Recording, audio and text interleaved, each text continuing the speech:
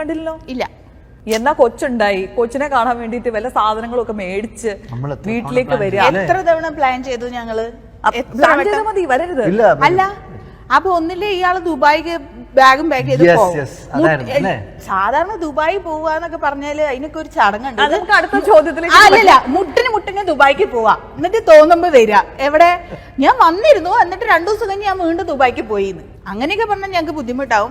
Dubai വരെ വന്ന് കുട്ടിയെ കാണാനുള്ള ആസ്തി ഞങ്ങൾക്ക് കുറ്റം. എന്നിട്ട് പോട്ടെ, വേറെ എന്തൊക്കെയുണ്ട് വിശേഷങ്ങൾ? വേറെ കുടുംബജീവിതം എങ്ങനെ പോകുന്നു? കണ്ടില്ലേ, തട്ടിയും മുട്ടിയും ഒക്കെ അങ്ങനെ. ഓസ്കാറിന്റെ വരവ് ജീവിതത്തെ എങ്ങനെ മാറ്റി? അയ്യോ, ഭയങ്കരമായിട്ട് മാറ്റി. ആണോ?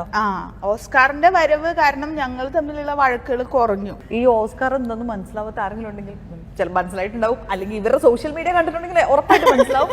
ഓസ്കാർ ഇവരുടെ പട്ടിക്കുട്ടിയാണ്. എത്ര വയസ്സായി ഇപ്പോ? 1.5 വയസ്സായി. 1.5 വയസ്സ്. ബീഗിൾ ആണ്. Okay, continue. വീടിന് പുറത്തായിരുന്നു അവന്റെ സ്ഥാനം ആദ്യം. പിന്നെ അകത്തേക്ക് കയറി ഹാളിലായി. ഇപ്പൊ റൂമിലാണ്.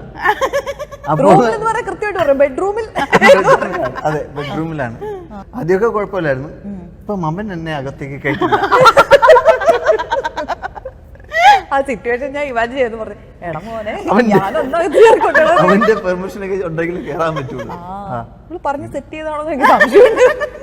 അതായത് എന്റെ അടുത്ത് വഴക്ക് കൂടിയാല് പുള്ളിക്ക് ഇഷ്ടല്ല.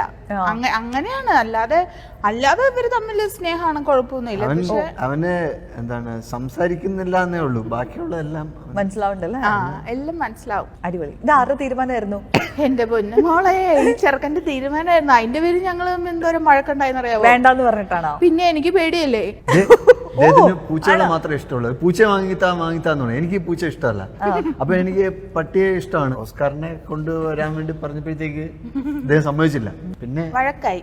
ഞാൻ വീട്ടിൽ നിന്ന് ഇറങ്ങി പോവും, നിങ്ങളും പട്ടിയും കൂടെ നിന്നോ, ഞാൻ എന്റെ വീട്ടിൽ നിന്നോളാന്നൊക്കെ ആയി. അത് പട്ടിയൊക്കെ ദൂരെ കണ്ടാൽ ഇദ്ദേഹം അങ്ങ് എടുത്തേടി ഓടിക്കളയും.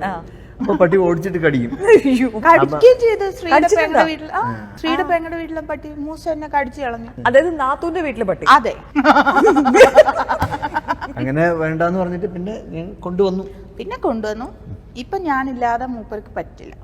ആ അവസ്ഥയിലേക്ക് എത്തിയിട്ടുണ്ട്. അയ്യോ, ഞാനില്ലാതെ മൂപ്പർക്ക് പറ്റില്ല എന്ന് പറഞ്ഞപ്പോഴാണ് ഞാൻ നിങ്ങളുടെ വിശേഷം പറയണ മതി പറഞ്ഞു വിശേഷമായി. അപ്പൊ കണ്ടത് പോയിട്ട് ഞാനില്ലാതെ മൂപ്പർക്ക് പറ്റില്ല എന്നാണോ? പുള്ളിക്ക് ഇപ്പൊ അങ്ങനെ ഉണ്ട്. ശീലിപ്പിച്ചെടുത്തു നമ്മള്. ശീലിപ്പിക്കല്ല, സുഖിക്കണേ. ഒരു ഉത്തരവാദിത്തം ഏറ്റെടുക്കാൻ വയ്യല്ലോ. അപ്പൊ ഇങ്ങനെ സുഖിക്കാണ്. ഇന്നേത് ഷർട്ട് ഇടണം. അപ്പൊ നമ്മൾ വിചാരിക്കുന്ന ഞാൻ പറയുന്ന ഷർട്ട് ഇടുള്ളൂ. സത്യത്തെ അതെല്ലാം നോക്കിയെടുക്കാനൊന്നും വയ്യ. ഒരു ഓവർ ഡിപ്പെൻഡൻസി അത്രേ ഉള്ളൂ.